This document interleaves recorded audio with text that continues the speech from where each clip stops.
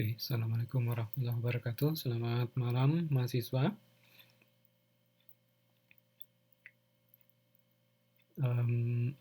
Setelah kita tunggu hampir 10 menit kehadiran teman-teman yang lain,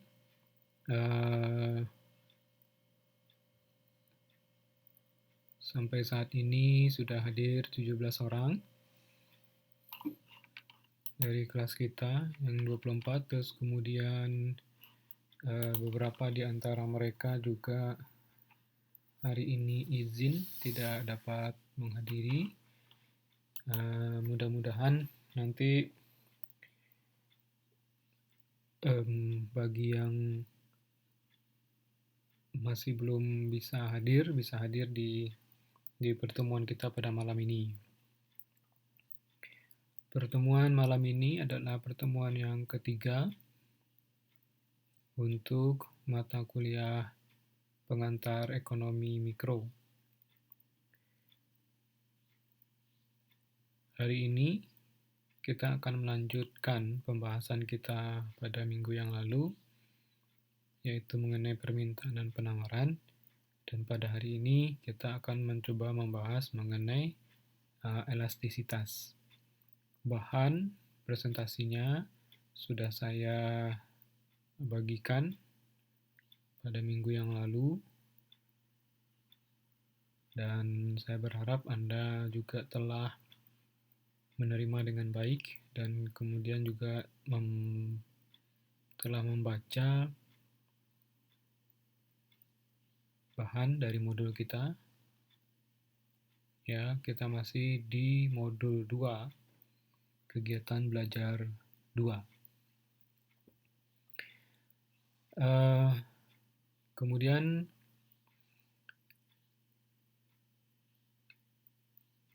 sebagaimana minggu yang lalu kita telah membahas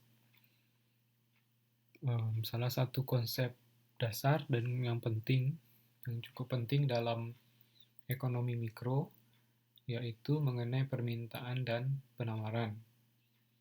Saya berharap Anda dapat memahami dengan baik konsep ini, karena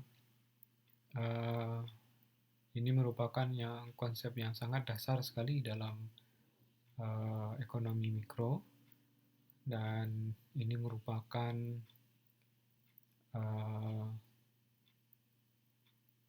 teori yang sangat dasar bagi kita mempelajari ekonomi mikro, terutama yang akan kita pelajari di modul kita ini, sampai nanti pada pertemuan terakhir di modul ke-8. Nah, kalau Anda tidak memahami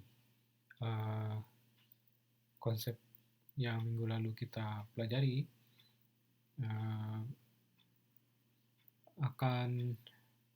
Anda akan mendapatkan kesulitan nantinya untuk memahami modul-modul kita berikutnya.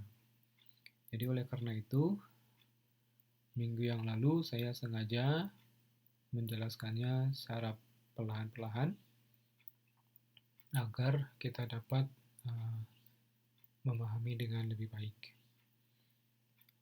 Walaupun demikian, bagi Anda yang hari ini merasa bahwa masih ada hal yang ingin ditanyakan mengenai permintaan dan penawaran, saya masih berikan kesempatan ya untuk bertanya hari ini. Hal-hal apa yang mungkin Anda belum paham, kemudian untuk kita coba ulangi ya. Tidak apa-apa kita pada bagian ini kita agak pelan untuk coba kita jelaskan lagi, ataupun kalau hari ini masih belum bisa, kita dapat memanfaatkan kesempatan pada hari Minggu ini pada tanggal 12 yang sudah dijadwalkan oleh akademik UT Taiwan untuk mengadakan tatap muka.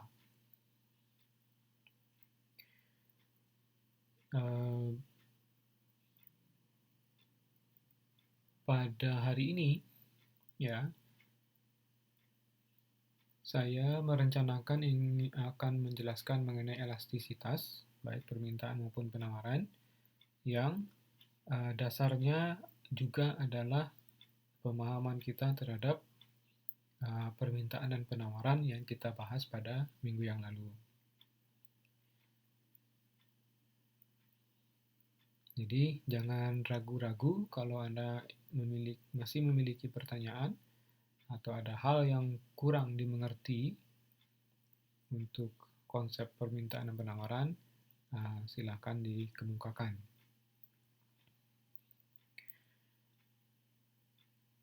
Nah, jika belum ada, mari kita perhatikan kegiatan belajar 2 pada modul kita ini, halaman 230.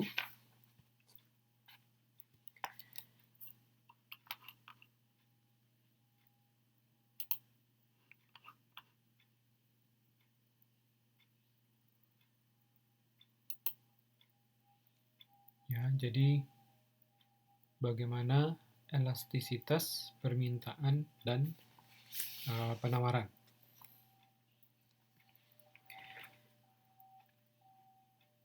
Jadi, sebagaimana yang telah kita bahas juga dalam pertemuan kita sebelumnya pada kegiatan belajar 1, di dalam pasar, ya, atau kita sebut mekanisme pasar, itu terjadi karena adanya harga dan kuantitas keseimbangan. Harga atau jumlah output keseimbangan. Jadi berapa harga yang terbentuk dari hasil penawaran penawaran terhadap barang-barang yang ditawarkan oleh produsen, dan juga sisi permintaan, berapa banyak barang yang diminta oleh konsumen, pada tingkat harga berapa, dengan jumlah output yang berapa.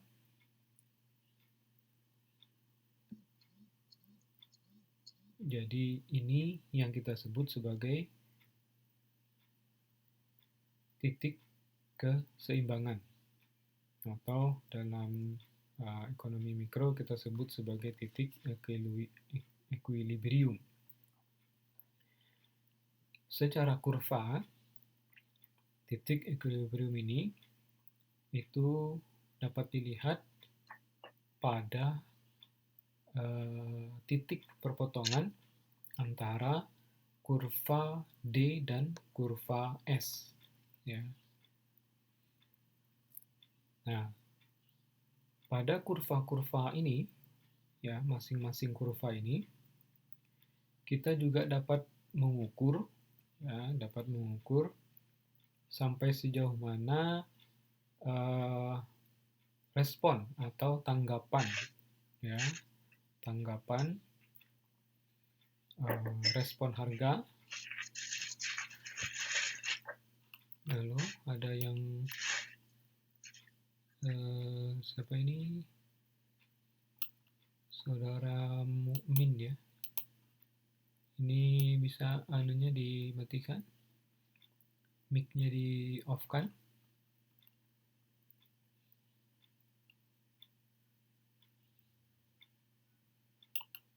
Kelihatannya baru masuk, ya, Mas Mukmin. Ya, ya. Mic-nya mohon dimatikan saja. Oke, jadi sampai sejauh mana respon harga terhadap kuantitas yang diminta atau kuantitas yang ditawarkan. Ya, oke.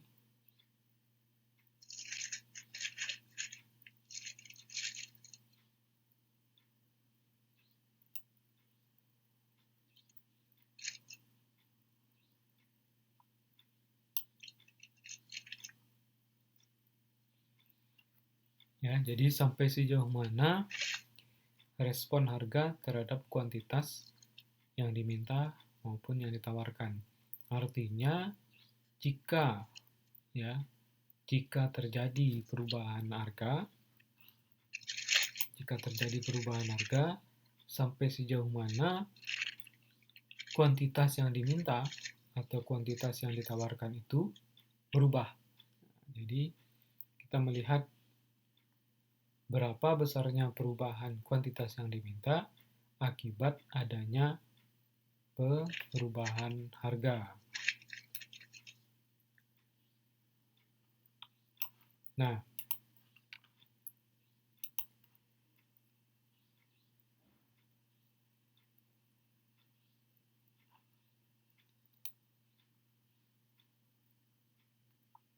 ini ya, Mas Mukmin masih mengusahakan untuk mematikan mic-nya. Nah, seberapa besar respon ini, inilah yang kita sebut dengan elastisitas. Ya, dengan elastisitas. Nah, pertama kali kita akan mempelajari mengenai elastisitas permintaan dari suatu barang atau komoditi. Sebagaimana kita telah pelajari bahwa permintaan ini, ya, menurut hukum permintaan, konsumen akan cenderung untuk meminta barang dengan kuantitas dalam jumlah yang lebih banyak jika harganya rendah. Ya, jika harganya rendah. Nah, derajat respon para konsumen pembeli yang dinyatakan dalam kuantitas yang diminta ini itu bisa berbeda-beda di antara berbagai produk dan berbeda pada tingkat harga untuk barang yang sama. Elastisitas permintaan, ya, dalam hal ini diartikan sebagai respon konsumen yang dinyatakan dalam perubahan jumlah yang diminta terhadap perubahan harga. Ya, jadi elastisitas permintaan adalah respon konsumen yang dinyatakan dalam perubahan jumlah yang diminta terhadap perubahan harga. Jadi, bagaimana konsumen, ya, seberapa besar perubahan jumlah yang diminta oleh konsumen itu kalau terjadi perubahan harga, ya, perubahan harga. Ada dua keadaan di sini, ya, sebenarnya ada 4, ya. Nanti kita bisa lebih jelaskan lebih lanjut.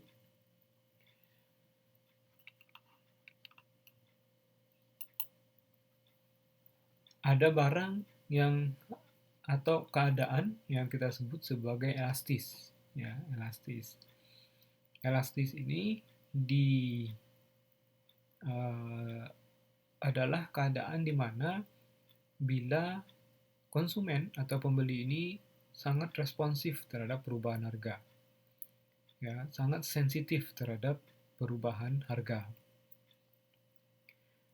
Jika terjadi perubahan harga, ya, perubahan harga ini maksudnya adalah harganya bisa naik atau harganya bisa turun. ya. Jadi jika terjadi perubahan harga,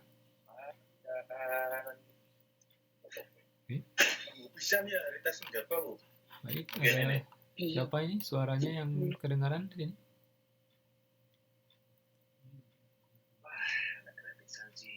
Oh, masih Mas Mukmin ya.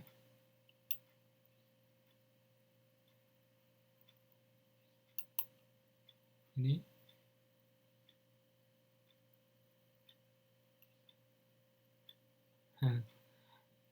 Oke, nah ini sudah dimatikan ya. Oke, baik. Nah, kita lanjutkan. Jadi seberapa besar konsumen, ya. Jadi kalau konsumennya sangat sensitif terhadap perubahan harga, nah keadaan ini kita sebut sebagai elastis. Permintaan yang elastis artinya barang yang diminta oleh konsumen itu bisa kita sebut sebagai barang yang permintaannya elastis. Apabila konsumen sangat responsif atau sangat sangat peka, sangat sensitif terhadap perubahan harga. Terjadi perubahan harga sedikit, ya, baik turun atau baik naik, maka jumlah yang diminta oleh konsumen atau yang ingin dibeli konsumen itu berubah, ya, berubah. Kemudian ada yang kita sebut sebagai inelastis, ya, di mana pembeli atau konsumen ini tidak terlalu peduli dengan perubahan harga. Ya, kalau harganya berubah, konsumen tetap membeli pada kuantitas yang sama.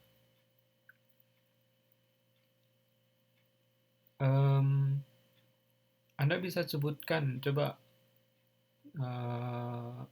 contoh, ya, contoh daripada barang yang elastis apa?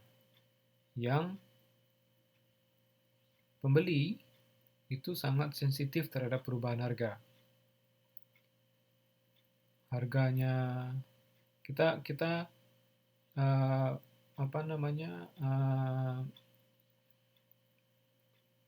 ingat lagi kepada hukum permintaan bahwa kalau hukum permintaan itu menyatakan bahwa apabila harga yang ditawarkan itu semakin turun, maka jumlah yang akan dibeli oleh si konsumen atau jumlah yang diminta oleh konsumen itu semakin banyak. Karena pada hukum permintaan, harga dan kuantitas itu berbanding terbalik. Nah, saya Anda sebutkan apa salah satu contoh barang yang elastis ini. Artinya, kalau terjadi perubahan harga, maka jumlah yang diminta juga berubah. Misalnya, kalau harganya turun, ya, tadinya permintaannya katakanlah hanya 50 untuk ini, ya. Tetapi begitu harganya turun, maka permintaan bisa 75 atau mungkin meningkat 2 kalinya. Ada yang memberikan contoh tadi beras. Tadi siapa ini? Ya, beras, Mbak Endang. Terus kemudian Mas Ja'far, cabai, ya. Ada yang memberikan contoh daging. Kemudian ada BBM, Pak Rofiul. Halo? Ada lagi yang mic-nya mati, nyala ya? Enggak.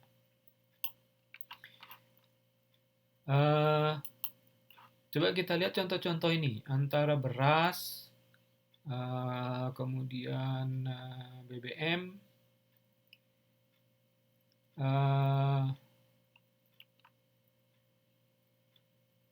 bila terjadi penurunan harga 5% menyebabkan perubahan kuantitas yang ditawarkan, bukan yang ditawarkan, perubahan kuantitas yang diminta, ya, kalau dalam elastisitas permintaan, kuantitas yang diminta sebesar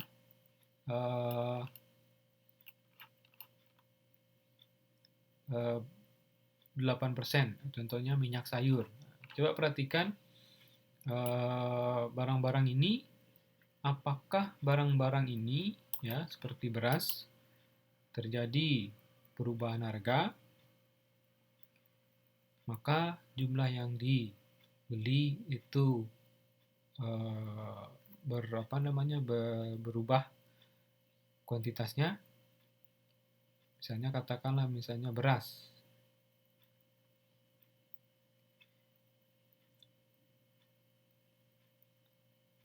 Apakah menurut Anda beras ini termasuk barang yang elastis atau inelastis? Di mana inelastis, pembeli tidak terlalu peduli dengan perubahan harga. Ya, pembeli tidak terlalu peduli dengan perubahan harga. Bagaimana menurut Anda? Apakah beras termasuk yang elastis atau inelastis?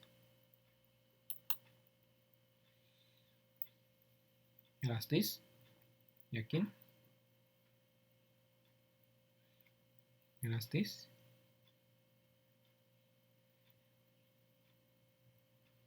Apakah siapa nih?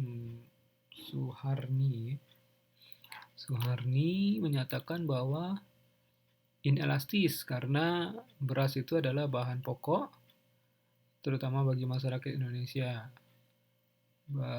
Cinta inelastis, inelastis. Ya. Ya, beras ya sebagai salah satu kebutuhan pokok memang itu merupakan barang-barang yang inelastis sebenarnya, di mana pembeli tidak terlalu peduli dengan perubahan harga. Kenapa? Karena barang-barang seperti beras itu adalah bahan pokok, ya, bahan pokok. Jadi barang-barang yang tergolong sembako, ada 9 jenis barang yang di Indonesia dinyatakan sebagai jenis barang yang pokok.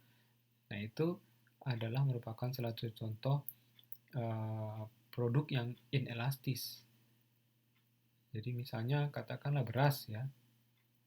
Beras itu berapapun harganya ya, orang akan membeli sesuai dengan kebutuhannya ya. Cenderung akan membeli sesuai dengan kebutuhannya.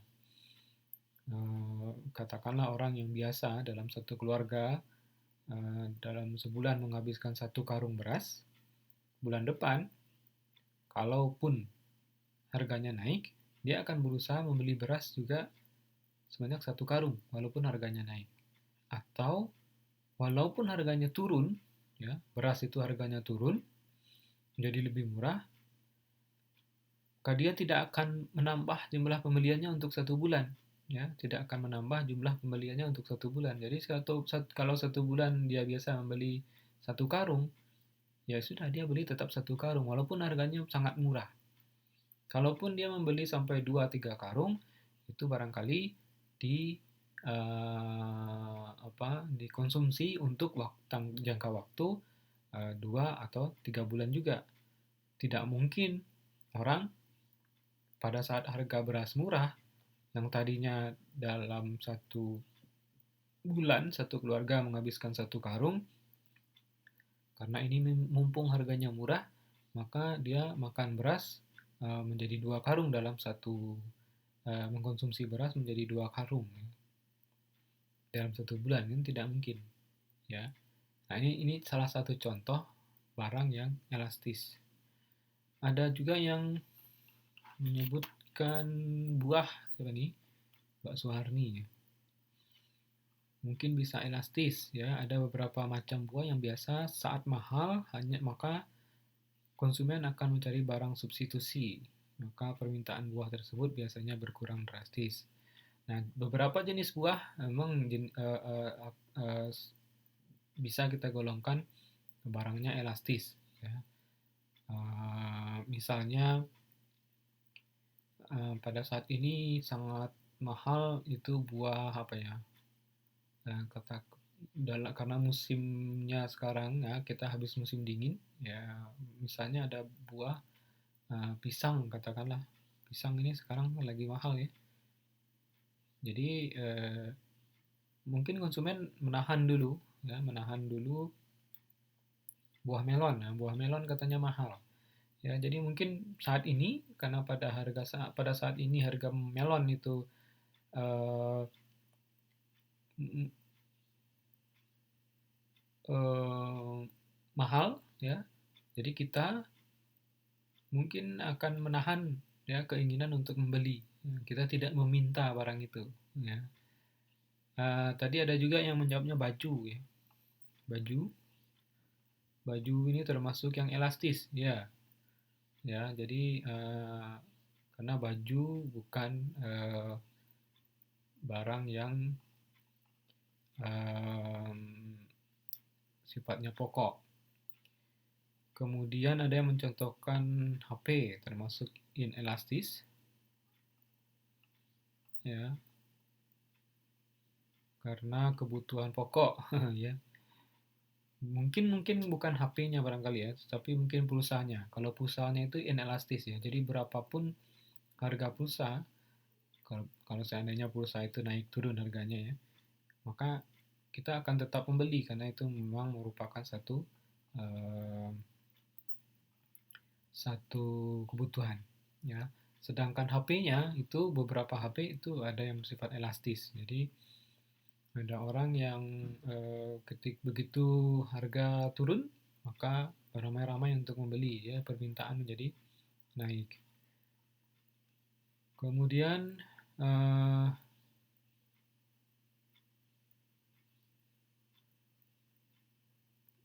perilaku masyarakat Taiwan dalam membeli buah ya, ada di Taiwan dianggap buah ini sebagai bahan pokok, mungkin tetap membeli tetapi berbeda dengan masyarakat Indonesia.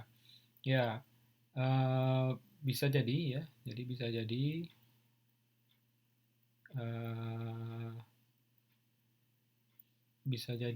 eh, di beberapa masyarakat tertentu ya ada kebutuhan pokok yang lain yang mungkin juga bisa barangnya bersifat elastis ya, bersifat elastis. Bisa jadi ya, misalnya buah bagi ini ya, bagi masyarakat Taiwan karena juga dipakai juga untuk dalam hal peribadatan mereka. Ya, tetapi barangkali eh,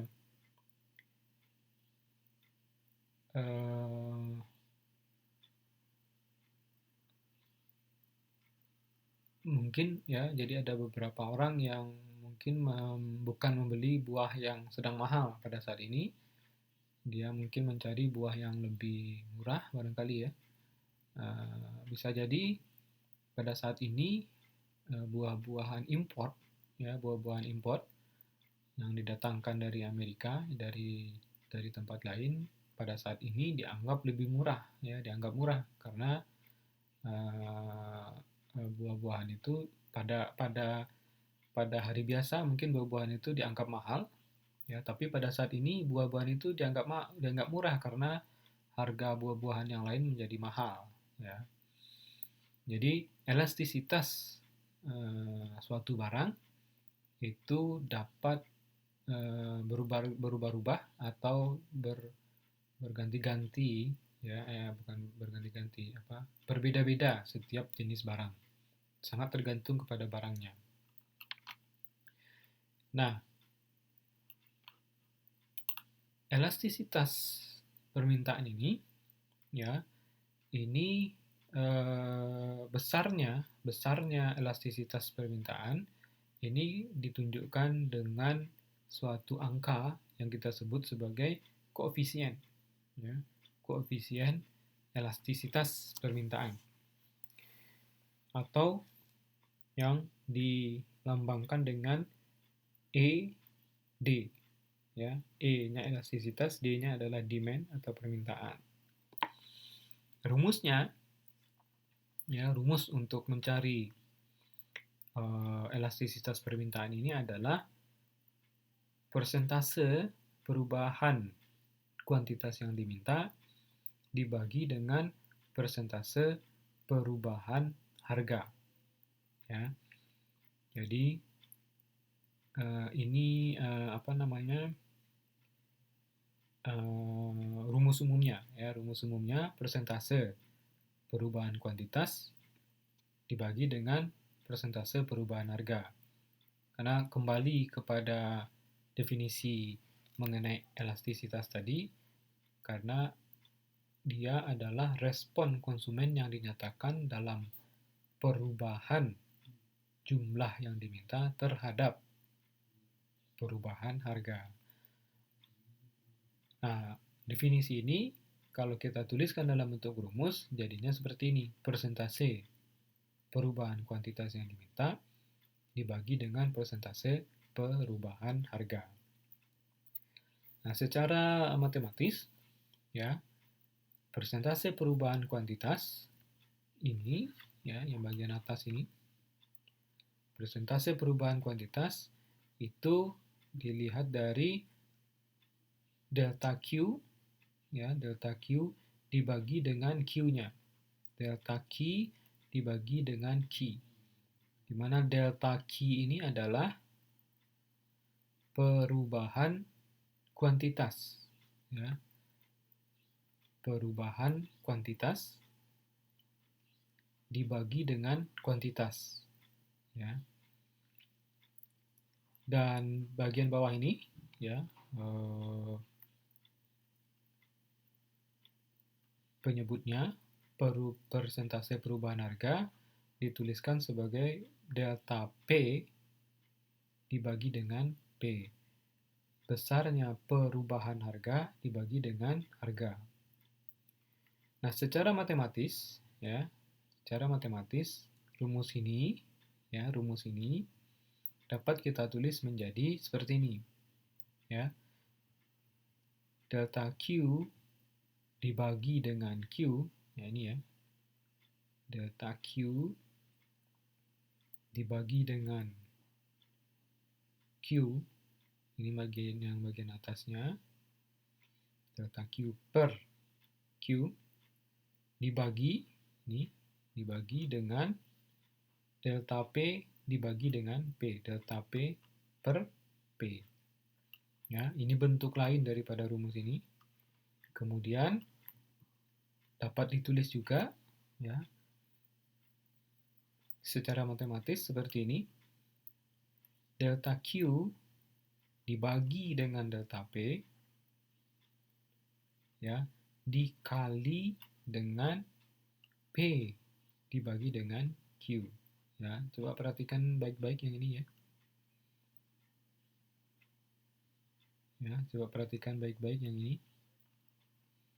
Ya, ini di dalam modul kita ada pada halaman 231. Ya, 231. Delta Q atau delta Q dibagi dengan delta P, artinya ini adalah perubahan kuantitas dibagi dengan perubahan harga dikali dengan harga P dibagi Q atau kuantitas.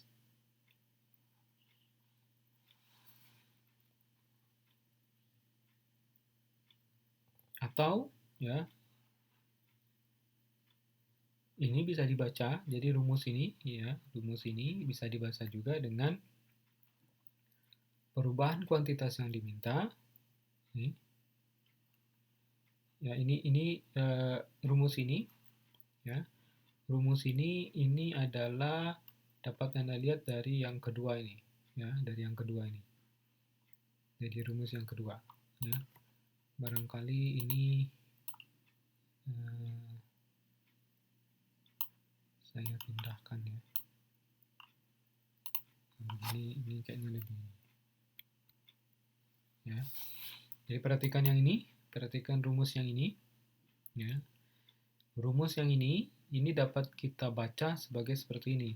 Perubahan kuantitas yang diminta, yaitu delta Q, dibagi kuantitas yang mula-mula diminta, Q-nya, dibagi dengan perubahan harga, delta P, dibagi dengan harga semula atau P-nya. Ya. Bisa Anda pahami rumus ini?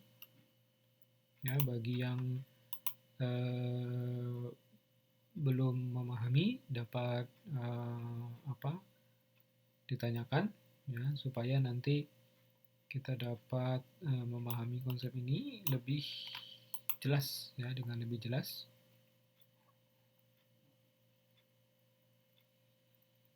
Ya, konsep elastisitas ini dia merupakan konsep yang relatif. Maksudnya apa? Karena dia dibandingkan terhadap yang lain, ya. Jadi perubahan kuantitas ini dibandingkan terhadap perubahan harga. Makanya disebut sebagai konsep yang relatif atau tidak absolut, ya. Bukan absolut.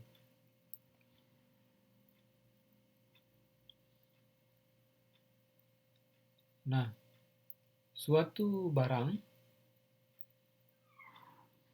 dapat dikatakan elastis, ya, barang yang elastis itu apabila elastisitasnya, koefisien elastisitasnya atau ED-nya lebih besar daripada 1. Jadi kalau ED-nya angka, ya, angka yang kita dapatkan dari angka ini kemudian lebih besar daripada 1, itu kita sebut sebagai barang yang elastis, ya. Contohnya, misalnya terjadi penurunan harga sebesar 5%, penurunan harganya 5%, tetapi menyebabkan kuantitas yang diminta itu berubah sebesar 4%, ya, 4%. Jadi perubahan kuantitas yang dimintanya itu lebih besar daripada perubahan harga. Oleh karena itu, maka ED-nya akan lebih besar daripada 1, ya, karena pembilangnya lebih besar daripada penyebutnya.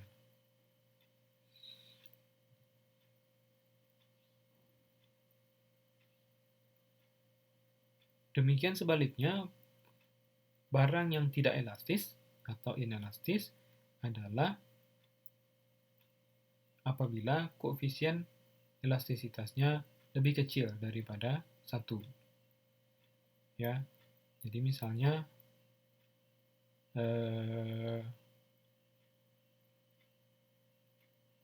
harga berubah 10%, ya, harganya 10% berubah, tetapi kuantitas yang diminta itu hanya berubah sebesar 2%, gitu misalnya. Ya, di sini 2%, di sini 10%, jadi begitu kita bagi 2/10 sebesar 0,2, artinya lebih kecil daripada 1. Ya, lebih kecil daripada 1. Nah, di samping keadaan itu, ya, di samping ada barang yang yang kita sebut memiliki elastisitas yang lebih besar daripada 1 dan yang inelastis itu kecil daripada 1. Ada barang yang elastisitasnya 0, ya. Kalau tadi 1, ya. Tadi 1. Elastisitasnya 0, ya. Apa maksudnya kalau elastisitasnya 0? Ya, jadi perubahan harga berapapun, ya, berapapun besar perubahan harga, berapapun besar perubahan harga di sini, itu tidak menyebabkan terjadinya perubahan kuantitas yang diminta. Ya. Jadi berapapun terjadi perubahan harga, itu tidak menyebabkan perubahan kuantitas yang diminta. Ya. Permintaan kuantitas yang diminta. Nah, pada keadaan itu, ya, pada keadaan itu kita sebut sebagai inelastis sempurna, ya.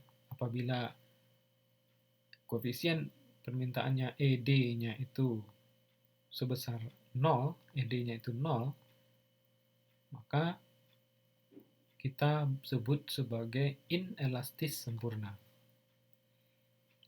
Apa contoh barangnya? Ada yang bisa menyebutkan apa contoh barangnya? Jadi sampai berapapun perubahan harga, maka orang akan meminta pada jumlah yang sama. Nah, itu maksudnya ya. Orang akan meminta pada jumlah yang sama. Kalau tadi misalnya barang-barang pokok, beras, misalnya terjadi perubahan harga, orang tetap meminta pada jumlah yang sama. Tetapi kalau beras harganya menjadi sangat mahal, ya, maka orang akan cenderung mengganti beras, ya, mencari ganti beras. Nah, dalam hal ini, misalnya ada contoh yang bagus, misalnya kayak obat, ya, obat pas sakit, ya, obat pada saat sakit. Ini pada saat-saat tertentu obat bisa dikatakan memiliki elastisitas yang inelastis sempurna. Jadi berapapun harga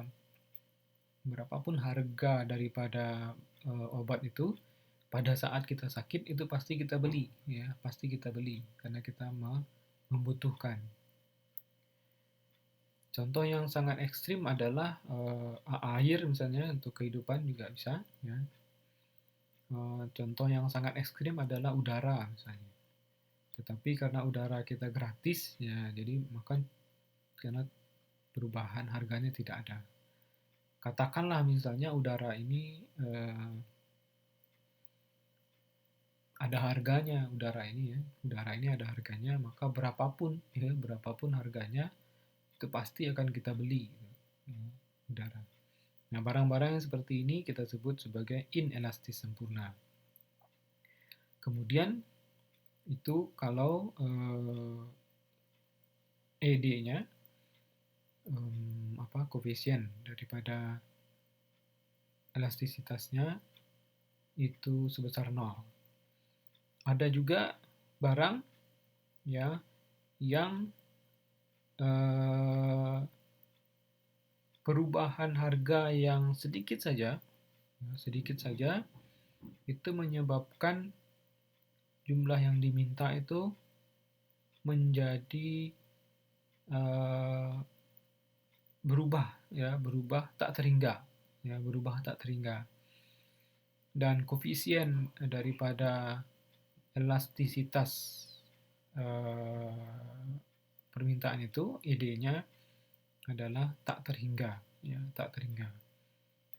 Jadi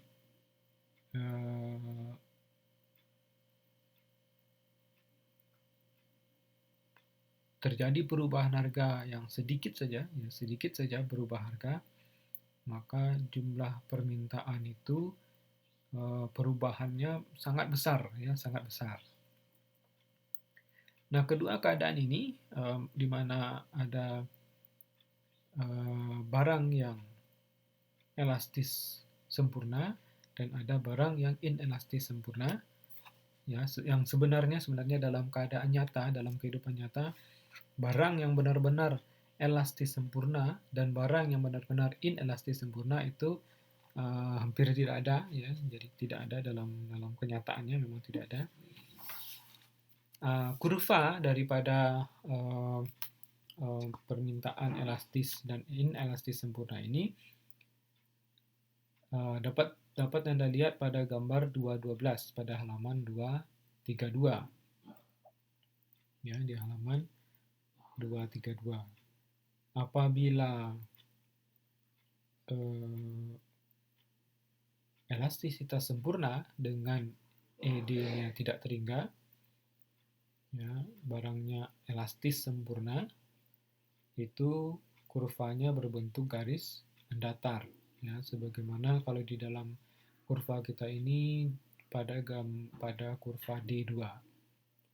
Sedangkan D1 ini adalah kurva permintaan yang inelastis sempurna, di mana koefisiennya ED-nya sama dengan 0.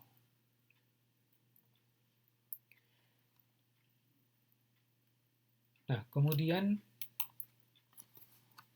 ada yang kita kenal dengan elastisitas titik dan elastisitas busur, ya, busur.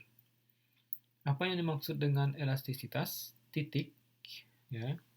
Jadi kita perkenalkan lagi, ada konsep lagi dalam ekonomi makro, dalam elastisitas, ada elastisitas titik dan elastisitas busur. Elastisitas titik adalah elastisitas yang dihitung pada satu titik tertentu, ya. Elastisitas yang dihitung pada satu titik tertentu. Elastisitas titik ini berkaitan dengan pendapatan atau pengeluaran total akan barang tersebut. Jadi dengan menghitung elastisitas titik, kita dapat menghitung besarnya berapa jumlah uang, ya, yang dikeluarkan orang untuk membeli barang tersebut. Nah, elastisitas ini dihitung dengan formula yang telah diberikan, yaitu dengan elastisitas ED, ya, ED tadi yang tadi sudah kita kemukakan. Nah, ya, ini adalah rumus daripada elastisitas titik. Contohnya sendiri dapat Anda lihat pada gambar 213, masih pada halaman 232. Bagaimana elastisitas titik? Ya, di sini diberikan ada titik A, B, C, D, dan F, ya.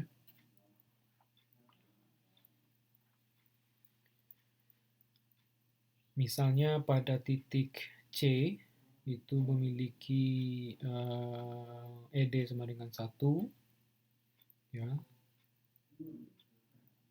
ED sama dengan 1 itu adalah barang yang di mana perubahan harga, besarnya perubahan harga itu persentase besarnya perubahan harga itu dengan persentase perubahan kuantitas itu sama. Nah, itu apabila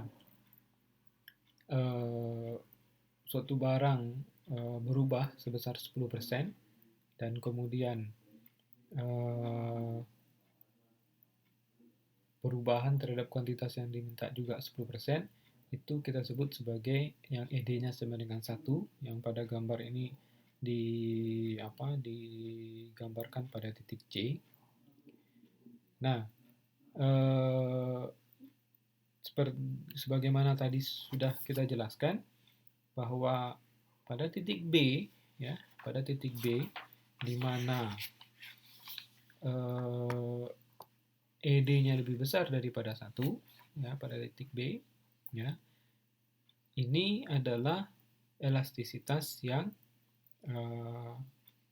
sempurna, yang barang yang elastis, ya, barang yang elastis karena ED-nya lebih besar daripada 1. Sedangkan di titik D, di mana ED-nya lebih kecil daripada 1, ini adalah elastisitas barang yang inelastis, ya, barang yang inelastis,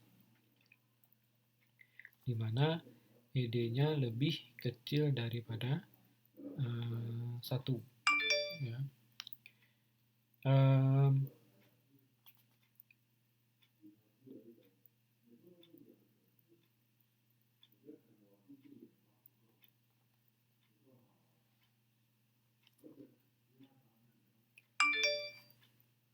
Kemudian ada yang disebut dengan elastisitas busur. Ya, apa yang dimaksud dengan elastisitas busur? Elastisitas busur adalah elastisitas di antara dua titik, ya, di antara dua titik. Misalnya antara titik katakanlah dari A ke B atau dari B ke A. Ya, ini kita sebut sebagai elastisitas antara dua titik. Ya, antara dua titik. Untuk contohnya, ya, Anda perhatikan di halaman 233. Ya, di situ ada rumus untuk mencari elastisitas antara dua titik, ya, atau kita sebut sebagai elastisitas busur dari titik A ke titik B adalah dengan rumus, ya, QA dikurang dengan QB dibandingkan dengan QA, ya, QA dibagi dengan PA dikurang PB, harga HA dikurang harga B dibagi dengan harga A. Ya, masing-masing QA, QB adalah kuantitas yang diminta pada satu titik A dan B, dan PA dan PB adalah harga-harga pada A dan harga pada B. Misalnya diberikan angka seperti ini, ya, diberikan angka 2 dikurang 4 per 2 yang menghasilkan ED-nya sebesar min 5, ya, sebesar min 5.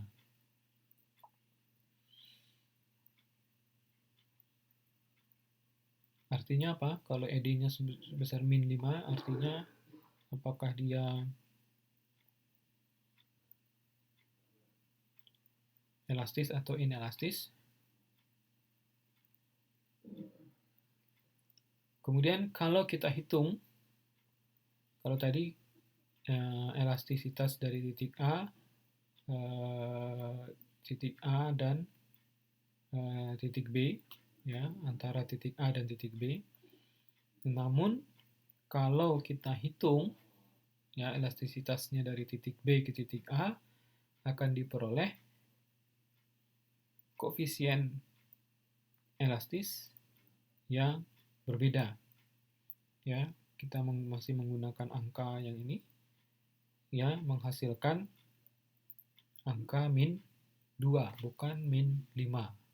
Ya. Kenapa? Ya, dari perhitungan ini,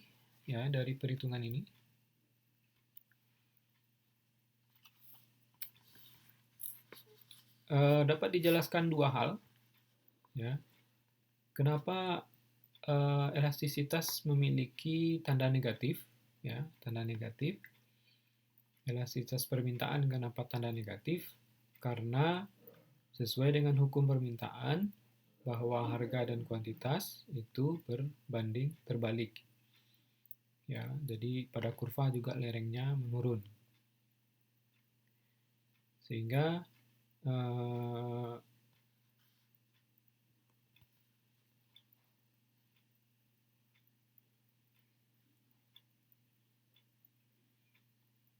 sebenarnya nilai daripada elastisitas itu dapat kita lihat, jadi besarnya elastisitas itu sebenarnya adalah nilai absolut daripada ED itu.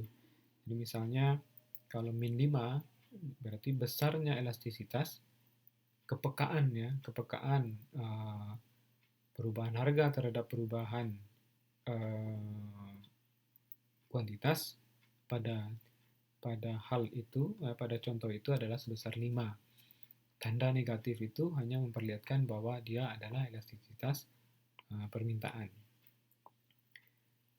Terus kemudian angka koefisien yang besarnya berbeda antara dua titik yang sama, ya, seperti kita lihat tadi, yang kalau kita hitung dari antara A dan B ternyata berbeda dengan B dan A, ya. Jadi angka ini memang akan berbeda, ya, akan berbeda kalau kita hitung dari titik yang berbeda, ya, dari titik yang berbeda. Sehingga untuk apa namanya,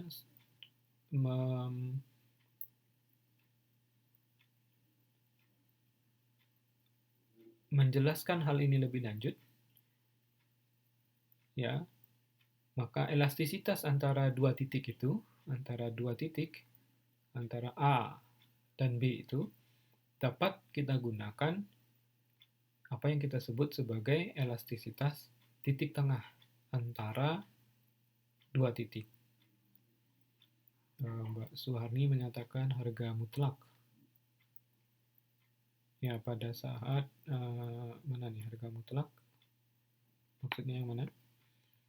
Ya, jadi karena elastisitas dari titik A ke B itu berbeda dibandingkan dengan B ke A, maka kita dapat cari elastisitas titik tengahnya ya antara A dan B itu dengan rumus ya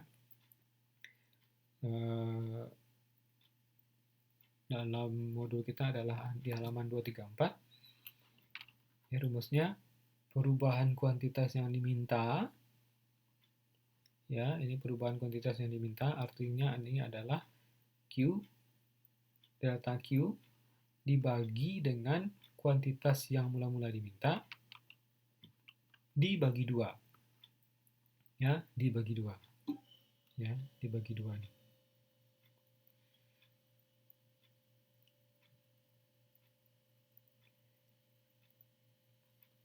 Tanda minus tadi Pak berarti seumpama min 5 berarti dianggap 5 yang artinya elastis. Ya, maksudnya gini.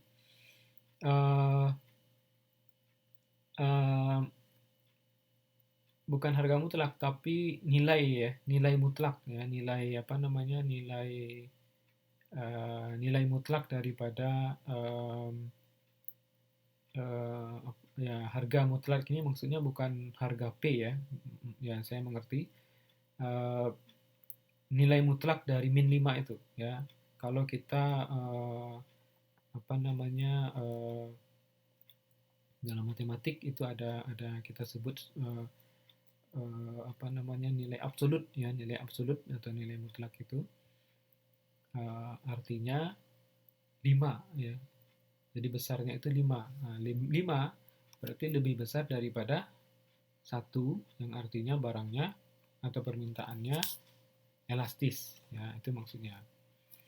Jadi kalau yang tidak elastis itu, yang kecil dari 1 itu misalnya itu dia bukan min, apa namanya, 0,5 ya. Jadi 0,5 kecil dari 1 itu antara 0 dengan 1 ya, maksudnya bukan dengan tanda min ya, karena tanda min itu bisa kita ini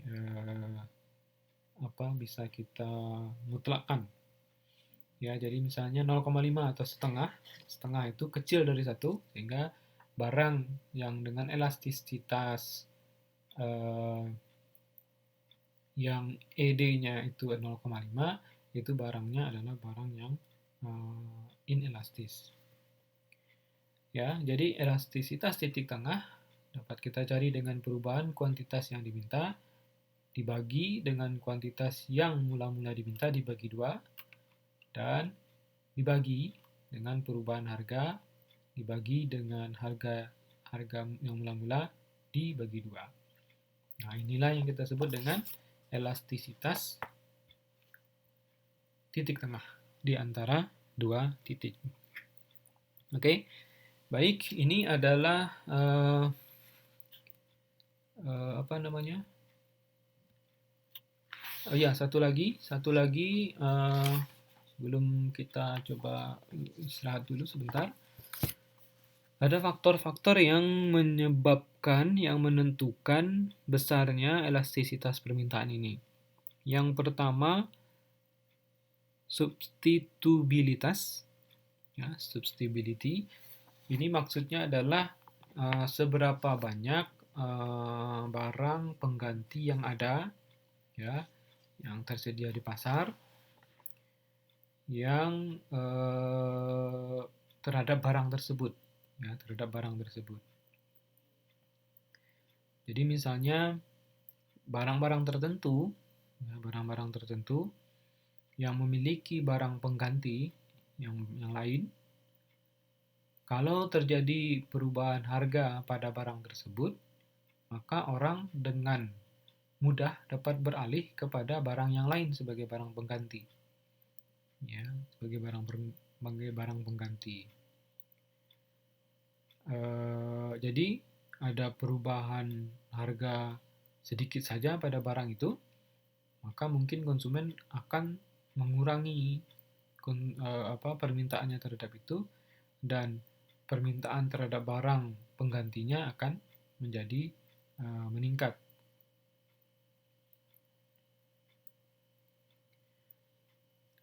Dapat kita lihat bahwa semakin sedikit, ya, barang substitusi yang tersedia, maka semakin inelastislah kurva permintaan itu apabila terjadi perubahan harga. Ya. Jadi kalau barang penggantinya tidak banyak,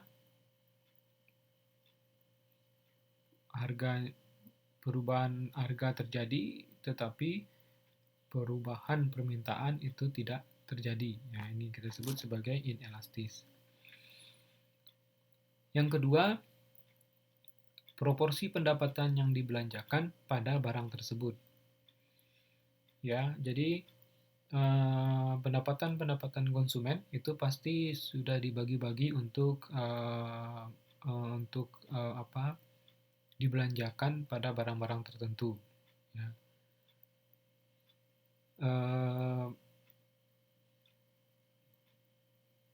Pada masyarakat kita, ya, tentu proporsi pendapatan itu lebih banyak digunakan untuk membeli barang-barang kebutuhan pokok, ya, kebutuhan pokok. Pada negara-negara yang lebih maju, ya, karena pendapatannya lebih besar, ya, lebih besar,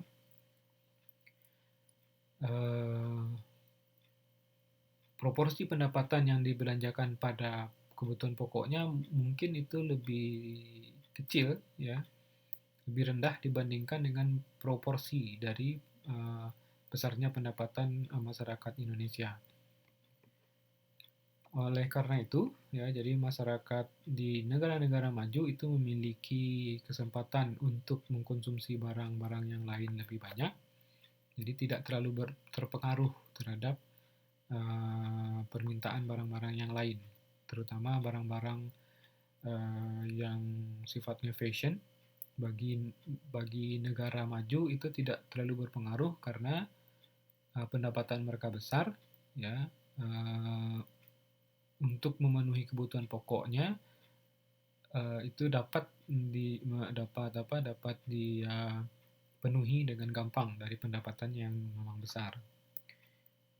Nah, tetapi pada masyarakat di negara-negara yang pendapatannya kecil, ya, itu prioritasnya adalah pada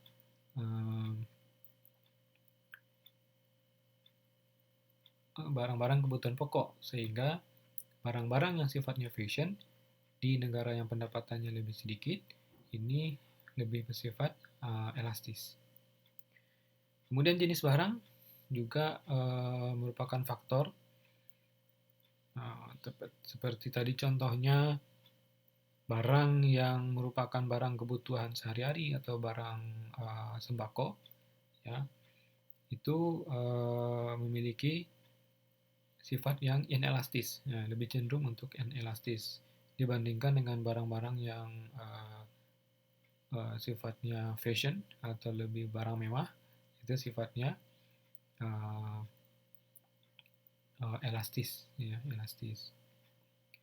Kemudian namanya periode waktu ini semakin panjang periode waktu, maka semakin elastis kurva permintaan. Ya, jadi kalau kita perhatikan, kalau kita melihat perubahan harga atau perubahan harga dan perubahan permintaan ini dalam jangka waktu yang singkat, misalnya dalam waktu 1 bulan, ya, itu bisa berbeda dengan perubahan harga kalau kita hitung dengan jangka waktu yang misalnya 1 tahun. Perubahan harga atau perubahan kuantitas dalam waktu 1 bulan mungkin tidak terjadi perbedaan yang sangat mendasar, sehingga menyebabkan angka elastisitasnya tidak jauh berbeda. Tetapi kalau kita menggunakan perbedaan harga dalam jangka waktu 1 tahun, ya, barang yang hari ini harganya berapa, tahun depan, ya misalnya katakanlah misalnya beras, ya, tahun depan itu harganya mungkin meningkat, ya meningkat lebih banyak, maka angka elastisitasnya yang kita dapatkan juga bisa berbeda. Jadi lamanya periode waktu perbandingan, ya, perbandingan perubahan harga yang mula-mula dengan harga yang telah berubah itu juga mempengaruhi besarnya nilai koefisien elastisitas. Ya, oke, baik. Ini adalah mengenai elastisitas permintaan. Ya. Sebelum kita lanjutkan kepada elastisitas penawaran, ya, kita istirahat sejenak 5 menit, ya, sambil saya menunggu jika ada pertanyaan atau diskusi yang ingin Anda sampaikan. Silakan.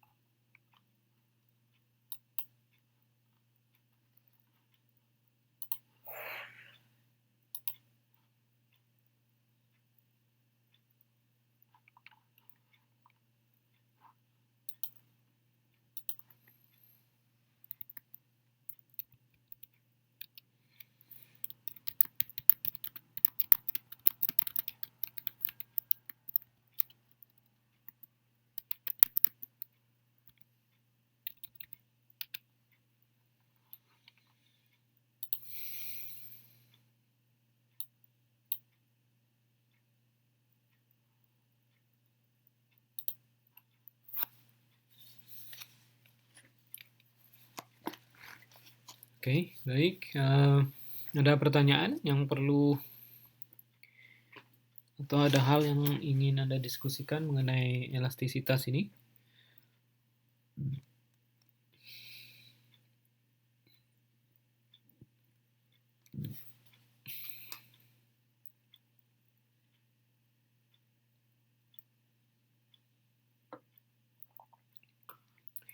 Belum ya, sementara.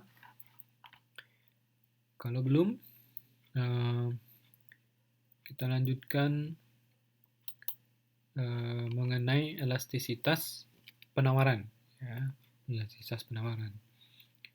Kalau tadi elastisitas permintaan itu adalah dari sisi konsumen, maka penawaran ini adalah dari sisi produsen. Elastisitas penawaran adalah respon produsen, ya, respon produsen yang dinyatakan dalam perubahan jumlah yang ditawarkan terhadap perubahan harga. Ya, jadi sebenarnya sama saja ya antara elastisitas penawaran dan permintaan, hanya saja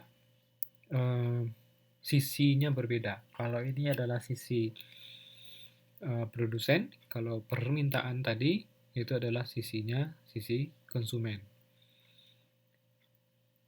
Jadi seberapa besar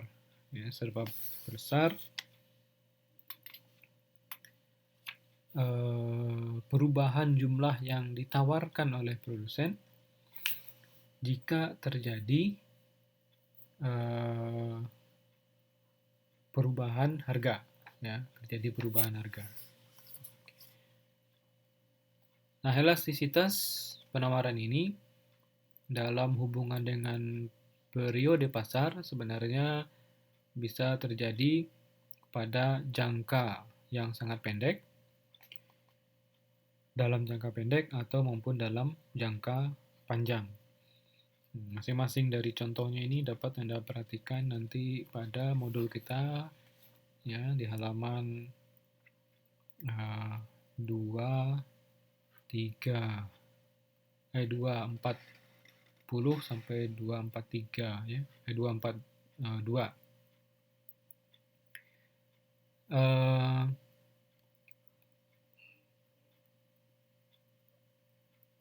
Nah, karena elastisitas penawaran ini sebenarnya sama dengan elastisitas permintaan, maka rumus yang kita gunakan juga sama. Cuman tadi hanya dari sisi, kita lihat dari sisi konsumen, kalau ini kita lihat dari sisi produsen. Nah, apa faktor-faktor yang menentukan ya? Yang menentukan elastisitas permintaan. Sebagaimana tadi saya jelaskan, yang pertama adalah jangka waktu reaksi produsen terhadap perubahan harga. Ya. Jadi seberapa banyak waktu yang dibutuhkan oleh produsen untuk menghasilkan barang atau menentukan jumlah barang yang ditawarkan itu ke pasar terhadap adanya perubahan harga. Ya, jadi jangkanya bisa sangat pendek, bisa juga panjang. Kenapa? Karena waktu yang dibutuhkan oleh produsen untuk menghasilkan suatu barang, untuk jenis-jenis barang yang tertentu, itu tidak sama. Ada barang yang dapat dalam waktu jangka sangat pendek, itu mungkin bisa disediakan oleh produsen. Ya. Tetapi ada barang yang baru bisa disediakan dalam jangka yang panjang. Ini terkait dengan proses produksi. Ya, proses produksi. produk-produk pertanian, ya, misalnya permintaan terhadap apa namanya, pohon, misalnya produk karet misalnya, itu tidak bisa ditanggapi produsen dalam jangka waktu singkat, karena untuk menghasilkan karet itu sendiri, kalau sekarang masih berupa bibit, batang itu, batang karetnya masih berupa bibit, itu memerlukan waktu bertahun-tahun untuk menghasilkan produk karetnya, ya. Tetapi ada barang yang dalam jangka waktu yang sangat pendek itu bisa digunakan, dihasilkan, ya. Nah, jangka waktu yang diperlukan oleh produsen ini menentukan juga elastisitas penawaran. Kemudian derajat penggantian faktor produksi. Semakin lama waktu produksi, maka semakin elastis penawarannya. Jadi, suatu penawaran dikatakan elastis kalau perubahan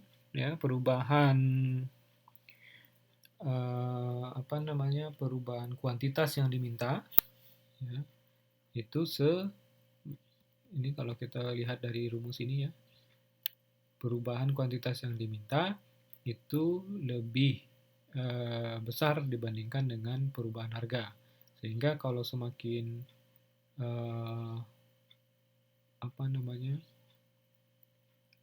semakin besar jumlah ED-nya ini, lebih besar daripada 1, maka dia disebut juga sebagai penawaran yang elastis. Ya, jadi sehingga semakin lama waktu yang dibutuhkan untuk memanfaatkan itu, maka penawarannya semakin elastis. Kemudian yang kedua, dalam hal sisi elastisitas permintaan tadi adalah tingkat substitutabilitas, ya, tingkat sampai sejauh mana adanya barang pengganti. Nah, dari sisi elastisitas penawaran, karena ini sisinya adalah sisi produsen, maka penggantiannya, ya, substitutabilitasnya itu adalah terhadap faktor produksi. Artinya terhadap barang-barang yang dibutuhkan untuk memproduksi suatu barang. Jadi kalau ada, ya, bahan pokok atau bahan mentah daripada suatu produk itu dapat digantikan oleh produk yang lain, maka produsen akan lebih gampang untuk merubah atau menyediakan barang, ya, sehingga barang yang ditawarkan ke pasar bisa menjadi lebih banyak karena barangnya bisa dihasilkan dengan barang mentah yang lain. Barang mentah itu termasuk salah satu daripada faktor produksi. Kemudian tingkat perkembangan teknologi, ya, juga mempengaruhi elastisitas penawaran. Kenapa? Karena dia mempengaruhi terhadap biaya produksi, kemudian juga terhadap harga. Semakin tinggi tingkat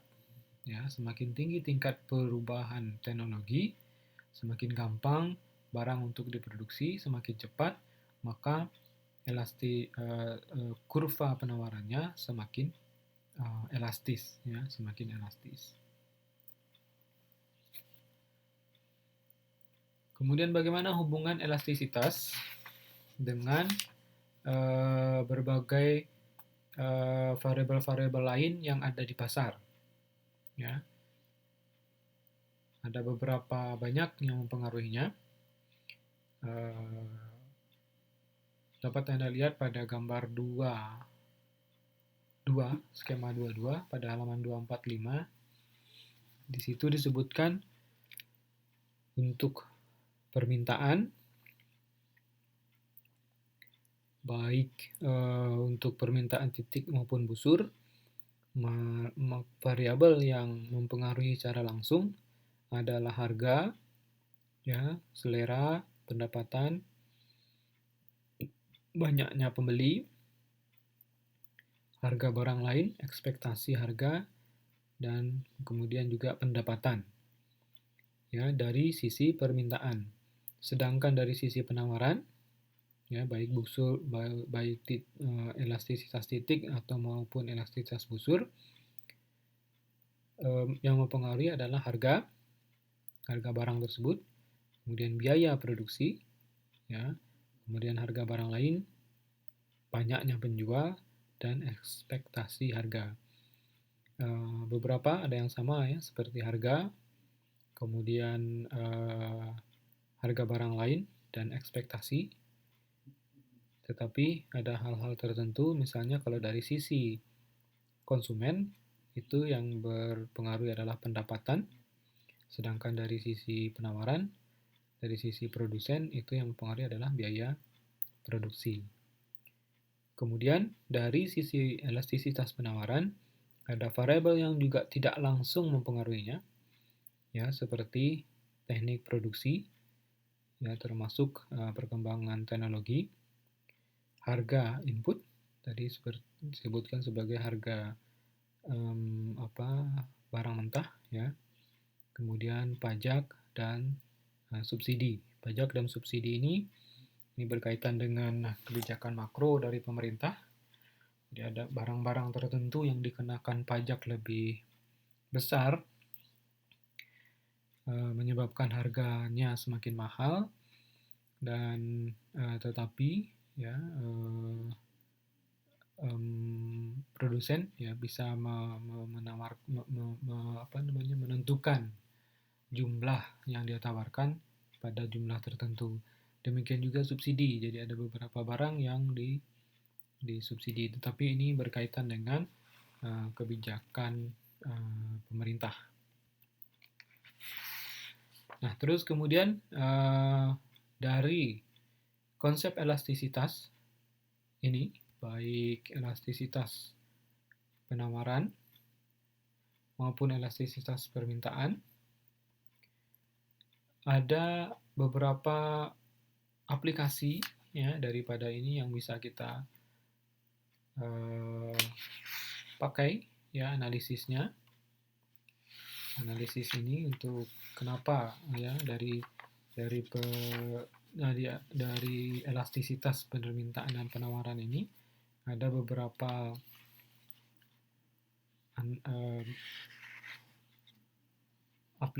analisis aplikasi yang bisa kita terapkan, antara lain penetapan harga maksimum oleh pemerintah untuk mengendalikan inflasi. Nah, misalnya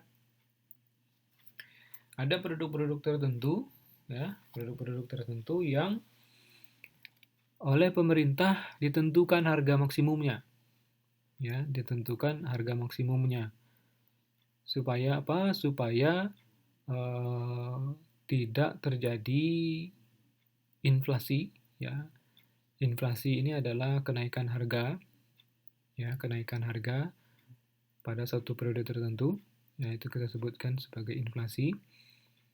Nah, untuk meredam inflasi ini atau untuk mengendalikan inflasi, maka untuk ada beberapa produk yang ditetapkan oleh pemerintah berapa harga maksimumnya, ya. Jadi misalnya ada barang yang tidak boleh dijual melebihi harga tertentu, ya. Nah, kalau Anda perhatikan misalnya di Indonesia itu ditentukan misalnya ada harga obat tertentu, ya, harga obat tertentu itu ditentukan harga maksimumnya yang kita sebut dengan HET, ya, harga eceran tertinggi, ya, harga eceran tertinggi, sehingga orang tidak boleh menjual harga itu lebih daripada obat itu lebih daripada harga itu, supaya tidak terjadi kenaikan harga yang Yang bisa jadi harga kenaikannya berlebihan yang mengakibatkan nanti inflasi kita tidak terkendali. Nah, di samping penetapan harga maksimum, pemerintah juga dapat ya menetapkan harga minimum, harga minimum suatu barang untuk pemerataan pendapatan, untuk pemerataan. Apa yang barang yang ditentukan oleh pemerintah harganya minim ya?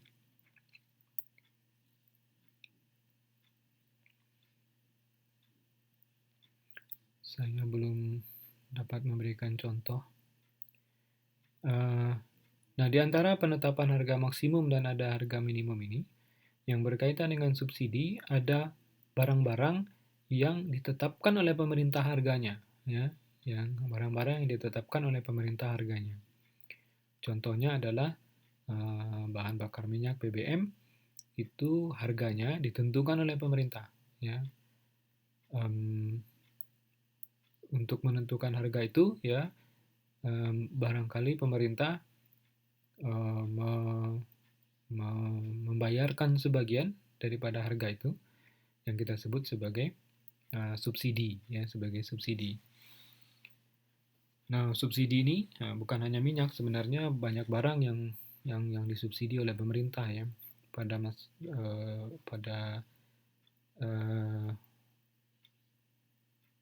pemerintahan yang lalu. Itu ada juga pupuk yang disubsidi, yang sampai saat ini barangkali masih ada pupuk yang disubsidi, ya, selain harga minyak, karena dianggap pupuk merupakan barang yang penting untuk negara kita, sehingga ditetapkan oleh pemerintah. Dari mana pemerintah menetapkan itu? Karena melihat adanya analisis permintaan dan penawaran. Demikian juga pengenaan pajak penjualan untuk produk-produk tertentu. Ya.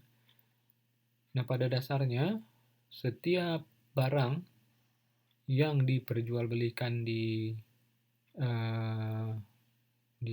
pasar itu dikenakan pajak, ya, dikenakan pajak penjualan, atau yang sekarang kita kenal dengan istilah PPN atau pajak pertambahan nilai. Nah, sebagian besar barang, ya, hampir semua barang konsumsi itu dikenakan pajak penjualan ini. Tetapi ada beberapa barang seperti barang kebutuhan pokok seperti beras, kemudian ada beberapa barang-barang untuk pertanian dan segala macam itu pajak penjualannya ditiadakan, ya, dibebaskan dari pajak penjualan, artinya tidak dikenakan pajak penjualan, ya. Kemudian ada barang-barang tertentu yang juga dikenakan pajak penjualannya lebih besar, ya, lebih besar. Kita mengetahui bahwa besarnya pajak penjualan ini rata-rata, ya, itu besarnya 10%. Tetapi ada beberapa produk tertentu yang pajak penjualannya itu hanya sebesar 1%, ada yang 2%, ada yang 5%. Tapi sebagian besar adalah 10%. Kemudian ada barang-barang tertentu yang dikelompokkan sebagai barang yang tergolong mewah, itu dikenakan pajak penjualan tambahan, ya, pajak penjualan tambahan, yang kita kenal dengan nama pajak penjualan atas barang mewah atau PPNBM. Ya, jadi di samping barang itu dikenakan pajak penjualan, juga dikenakan pajak penjualan barang mewah untuk barang-barang yang tertentu yang tergolong barang mewah. Nah, penerapan pajak penjualan ini, ya, itu akan menyebabkan harga jual atau harga yang ditawarkan oleh si konsumen itu harga yang ditawarkan oleh produsen itu pasti akan bertambah, ya, bertambah. Kemudian pasti ini akan mempengaruhi kuantitas yang ditawarkan oleh si produsen. Nah, atas harga itu, atas barang-barang yang dikenakan pajak ataupun pajak penjualan ini, konsumen akan memberikan reaksinya, ya, akan memberikan reaksinya. Apakah dia akan tetap membeli atau tidak membeli atau menunda, ya, tergantung pada responnya si pembeli atau si konsumen. Nah, berdasarkan analisis daripada permintaan konsumen ini dan kemudian penawaran dari produsen, dihitung kemudian elastisitasnya sehingga pemerintah dapat mempertimbangkan berapa besar pajak yang dikenakan untuk suatu produk tertentu. Ya, ini memang berkaitan dengan ekonomi makro, ya.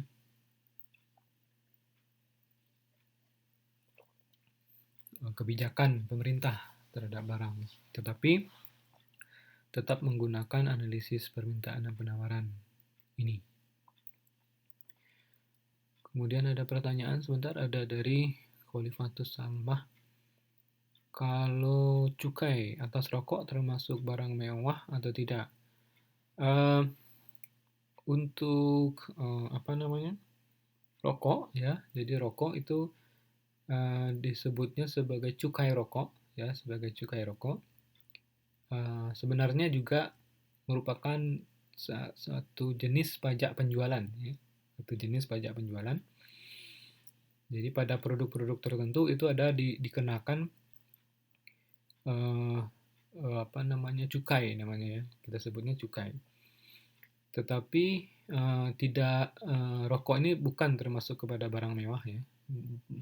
Bukan rokok yang biasa, ya. Maksudnya bukan rokok-rokok yang seperti cerutu yang sangat khusus, ya, sangat khas, bukan.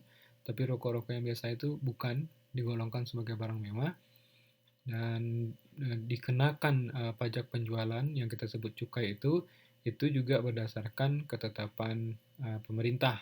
Jadi ada beberapa barang yang di beberapa industri, bukan hanya rokok sebenarnya, ya. Ada beberapa barang dari industri logam, industri semen, segala macam, itu ada banyak barang yang dikenakan pajak, ya, atas penjualannya, ya, atas penjualannya.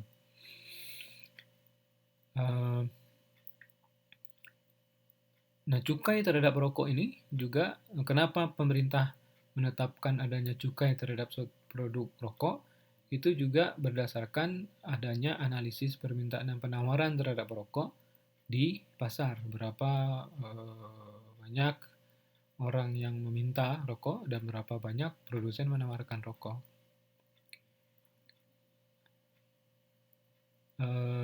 Motor termasuk, ya. Kalau motor ini termasuk kepada kelompok barang yang mewah, ya. Makanya kalau Anda beli motor yang pertama kali, artinya dari dealer atau yang didapat dari pabrik, itu Anda akan dikenakan pajak pertambahan nilai (PPN) dan kemudian juga pajak penjualan atas barang mewah atau PPNBM. Nah, itu sudah termasuk kepada harga yang harus Anda bayarkan kepada si pihak penjual motor atau dealer. Jadi menurut Mbak Suharni, pemerintah sebagai stabilisator harga dalam penawaran.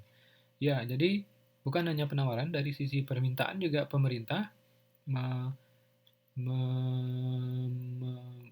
menjadi pihak yang harus menjaga, ya, mengendalikan harga itu. terutama harga-harga untuk kebutuhan pokok itu harus dikendalikan. Dia tidak boleh naik ya secara drastis dan juga tidak boleh turun secara drastis. Kalau ada barang kebutuhan pokok yang kemudian naik secara drastis, maka masyarakat tidak akan mampu membeli.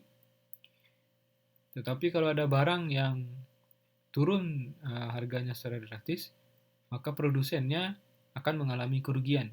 Ya, produk-produk pertanian misalnya tidak boleh harganya terlalu rendah karena akan merugikan petani. Tapi juga harganya tidak boleh terlalu tinggi karena orang tidak akan bisa membeli. Sehingga pemerintah berusaha untuk mengendalikan harga itu. Jadi ada rentang, ya, rentang harga. Jadi pemerintah mencoba selalu mengendalikan harga pada kisaran-kisaran tertentu. Ya demikianlah ininya pemerintah, perannya pemerintah dalam perekonomian.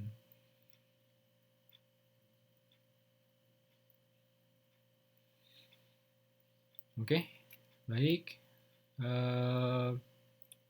Demikian penjelasan saya mengenai elastisitas baik permintaan maupun penawaran. Ya, mudah-mudahan apa yang saya jelaskan hari ini dapat Anda pahami, karena ini termasuk juga konsep dasar daripada ekonomi mikro yang harus kita pahami lebih lanjut.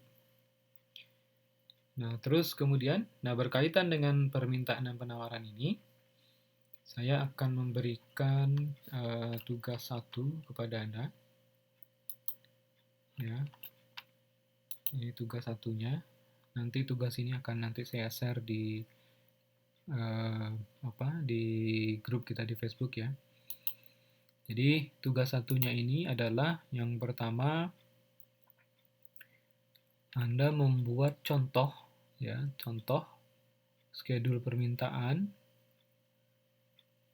kemudian kurva permintaannya, schedule penawaran, dan kurva penawaran, dan titik equilibriumnya.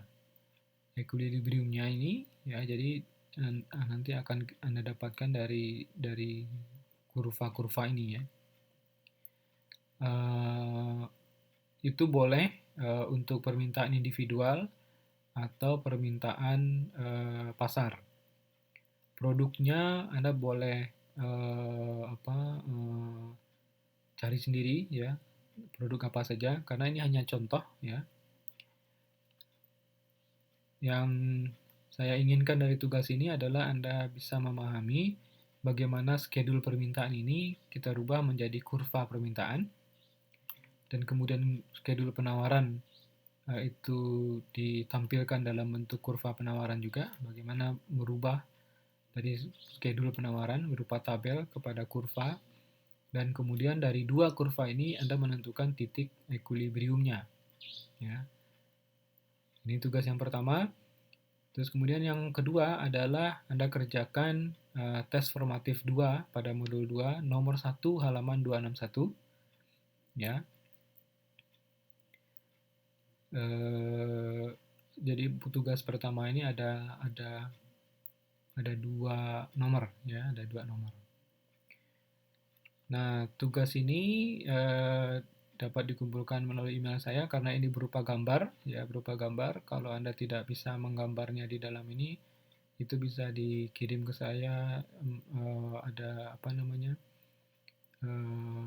berupa fotonya ya, foto daripada tugas ini.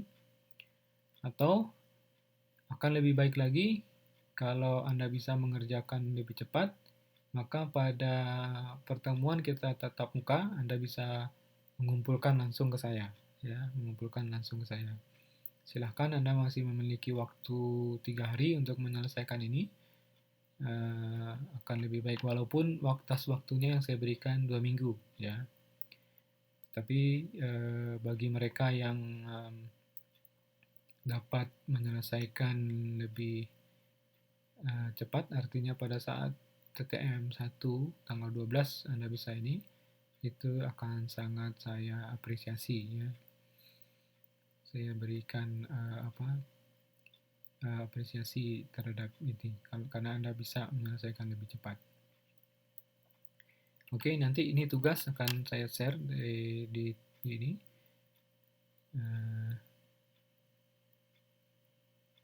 Ya, hanya nomor 1 aja karena itu berkaitan dengan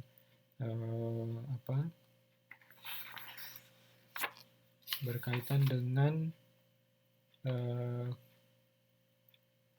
elastisitas titik tengah ya, titik tengah sebagai bentuk daripada latihan Anda untuk memahami rumus yang tadi kita pelajari ya. Oke, hari ini ada 19 orang. Saya coba isi dulu data hadirnya. Cinta ada, Endang ada, Evi ada,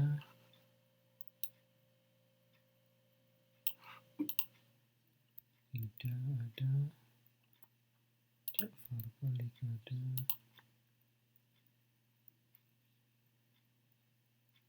Khalifatus Salma sudah masuk. Oke, Kutia ada, Suri Fatimah, Mukmin belum ada. Tadi Mukmin ada ya. Terus kemudian Stolih ada, Sia ada, Puja Stuti ada, Kita Anggreni ada, Rofiul ada, Rofi ada, Sariti Bangun, Sri Handayani, Sugianto, Suharni, dan Titin. Oke, baik. Kalau tidak ada pertanyaan,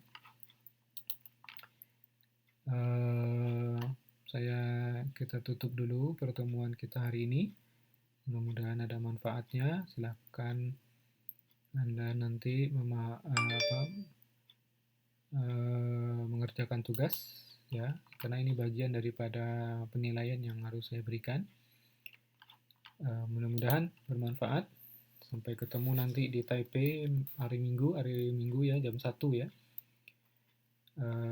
Saya ucapkan Assalamualaikum warahmatullahi wabarakatuh. Selamat malam dan selamat istirahat.